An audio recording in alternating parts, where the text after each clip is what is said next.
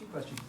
One is, for the budget, is it a use it or lose it kind of budget? Like for these departments, do they have to spend all their money or they don't get the same amount the next year? And we are fortunate in this county.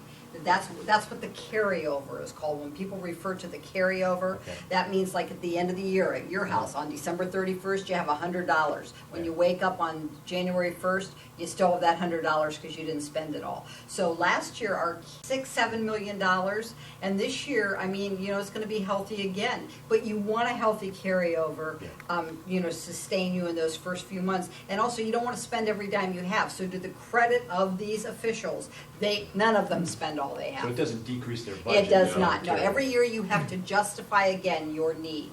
Sure. And that's done in a tax budget, and then we have budget hearings, and they have to come in, and we've kind of drilled down pretty well on some of the departments, and, you know, asking questions, and, you know, but they also, you have to respect that they know their office better than I would know theirs.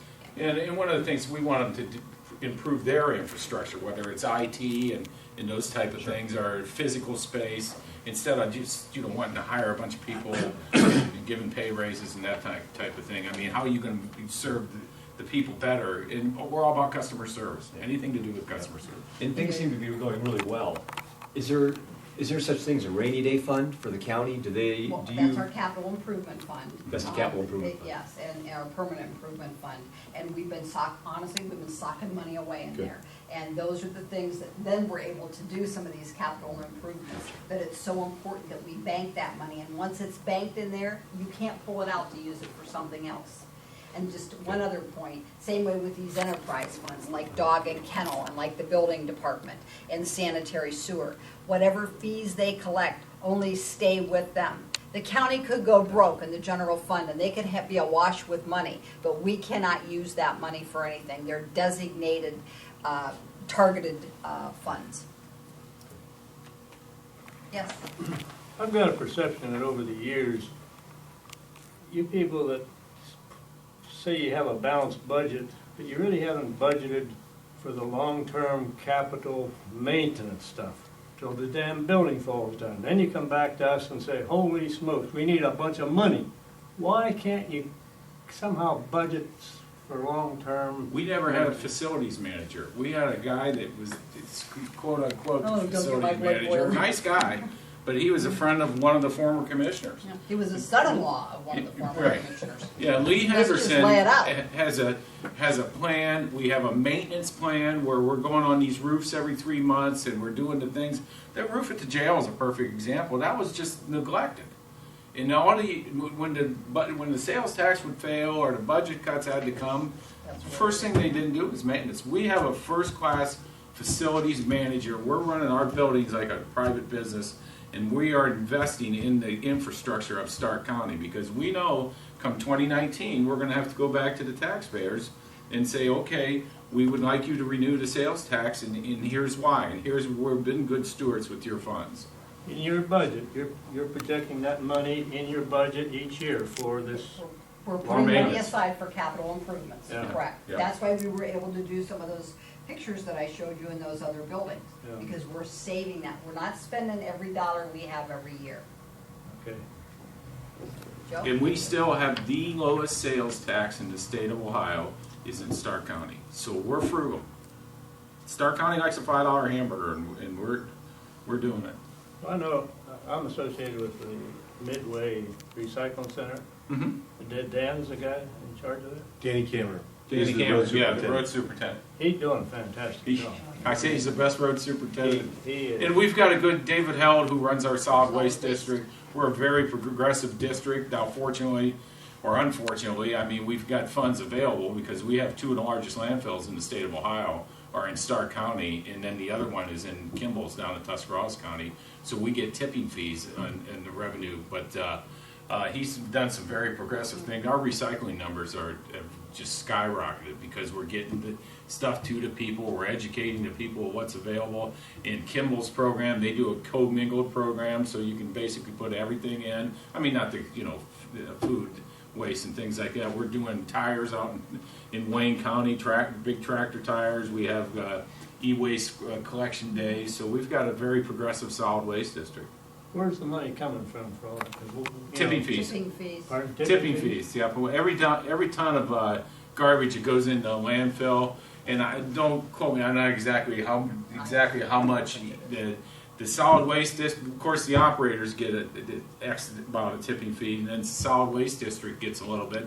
And oh, by the way, the Ohio EPA gets a tipping fee for every ton of garbage that comes in. And one of the problems we had when I was here the first time, we had that chemical reaction down at Countywide Landfill, which was an underground fire, in my opinion. And one of the reasons we had such a challenge with the Ohio EPA of getting that issue not resolved, but at least getting it addressed, because they were getting tipping fees. They didn't want to see that facility go away. And it took the efforts from not only our district, and our district was well funded enough that we could hire attorneys to fight this thing, but it took the efforts that my dad, Congressman Ralph Reggio, got the federal EPA involved in that thing, and finally somebody said, you know what, guys, we've got a problem. And then Republic, the owners of Countywide Landfill, admitted that there was a problem, and now they've invested over $6 or $7 million trying to, put out the chemical reaction that's going on there, and they to their credit, they've made progress. And then the waste, because they've opened other landfills, the waste stream has slowed down. We don't get this out-of-state garbage that was coming in at one time. So, But at one time, the solid waste district, which is Stark, Tuscarawas, and Wayne County, those are 3 sets of commissioners that come together to collaborate. Years ago, that district had to deal with all the landfills. Now that face has changed in solid waste, that we really talk more recycling. We educate on recycling. We provide recycling centers. So that whole thing has changed over the years. It was very contentious back years ago, but it's just another thing I wanted to point out about the collaboration with other counties, that we do work with our neighbors. Yep. Joe, you had a question? Yes. First comment, I really appreciate the commissioners taking time out, 7 o'clock at night, to put on this great presentation, and as a citizen of Stark County, giving me a better idea of what's going on. I read a little bit of what's going on, didn't realize how much has really happened over the last year. Great to see that all the commissioners, politics aside, are all working, and I think that really came out tonight that everybody's working together. Politics aside, what's best for Stark County and a citizen of Stark County. I appreciate that as a citizen of Stark County. As they go through the budget process in March, are any of the elected officials are going to put on a presentation, something similar to? That'll happen in probably either December or January. We have the budget hearings where everybody comes in and shows us what they Yeah. want. See, in July by law, you have to submit a tax budget. So those forms go out to them in about March or April. They have time to start to think about their budget. Sometimes we refer to it as a wish list. It means put it on there so it's there. That doesn't mean you're gonna get it. By July the 30th, I think, according to state law, you have to have that budget in, and then that's how we start. That's the foundation of where we know we need to go. And then we will send out another budget request around November. Okay, fine tune those numbers, get your pencil out. Then they will resubmit again, and then usually in January, after the first of the year, we will then convene and we will bring each official in and each department, and we will talk to them about their budget. And then we will then pass an amended a temporary appropriation by December 31st, because we then have until March 30th to pass the appropriation then for that next year. So they will be given a little pot of money from January through March to work with, and then once we pass that budget, then they will have their full course of dollars coming to them. That's where a guy like Chris Nichols really comes into play, because he's got the ability to be able to drill down, because a lot of these, like the courts and the auditor and the treasurer, have outside the general fund funds, and we make sure that they're held accountable on those too, because it's all taxpayers' dollars. Right. And the other comment is the caliber of people that you've hired. Outstanding, outstanding. And I think that's making a big impact, as you pointed out. You know, in the old days, I've always said that my rule of thumb is the number of phone calls that I get. And when I first became a commissioner, and I know Rich can talk about when he became a commissioner years ago, and it was dog calls, Alls I got were dog calls, building department calls, and job and family Family service services. calls. My right hand to God, I'm telling you guys, I'm telling you, ladies and gentlemen, I'm embarrassed to tell you that I'm lucky now if my phone rings Yeah, 5 times a week with a complaint. I mean, honestly, there's some weeks I don't get any complaints. That, to me, is a measure of the effectiveness of those department heads. And that's why it's so important to build an HR department, so we can get the Yeah. other elected officials, because every job in the county should be posted. Martin Yeah. still got a big kick out when I asked the Board of Elections Elections in here, yeah. about their posting. But that's what we're all about. We're all about transparency and accountability to the taxpayers When of Stark we County. find grandma and grandpa pass on and we gotta clean out their house, and we find a lot of things that you don't take down in Midway. You know, the chemicals and stuff like that. It seems like we don't have a place for that anymore. They used to do it down at the Kent State, you know, you could take just about anything. Yeah, and those got to be real expensive. And so there's, for instance, paint cans. The best way to dispose of paint cans now is to put kitty litter in it and solidify it, and then go ahead and put it into the landfill. We do, John, thank you.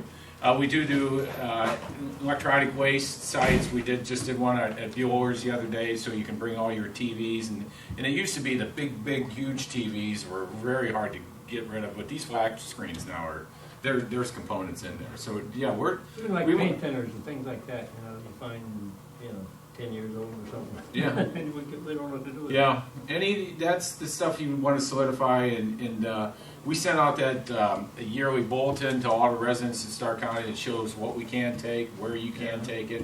And if you ever have any questions, just go to either timetorecycle.com or 874-2258 is the solid waste district, and David Held or the people there will tell you where you can dispose of the You see stuff some other properly. communities, but it's for them only, you know. Yeah. You know, the biggest thing about older people that pass away is the prescription drugs.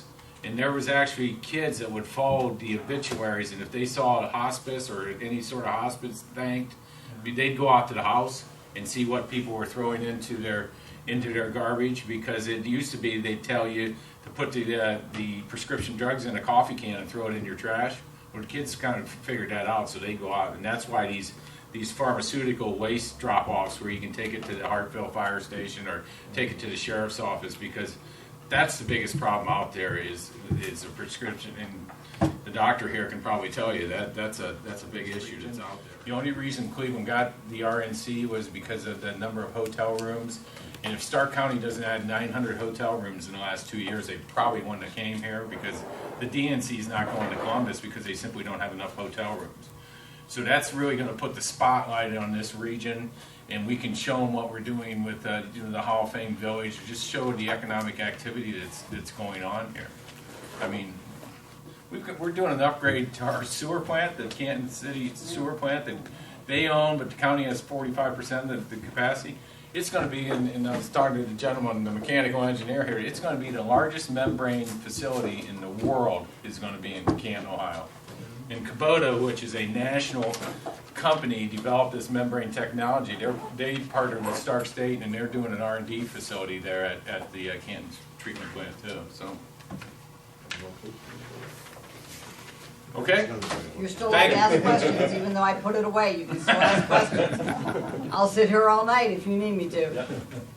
Thanks a lot. And thanks to the trustees for hosting us and Thank opening you. your facility up to us. And Thank you. thank you very much.